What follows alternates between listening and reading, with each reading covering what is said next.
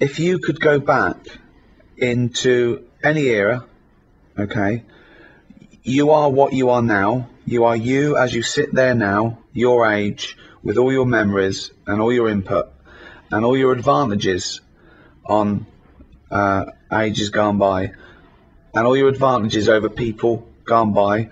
Where would you go? What would you do? Don't worry about ramifications, like if you squash a butterfly you come back here and we're all speaking a different language. And yeah, but I don't believe all that. of course you should. They should have picked something better than a butterfly. The thing about if you kill a butterfly, there's a volcano somewhere. Right. Yeah. Okay, what did that noise mean? It's just passing the buck, isn't it? It's kind of like blaming a butterfly. Like, they only live about a day. So you blame it and it's dead anyway and there's no evidence left.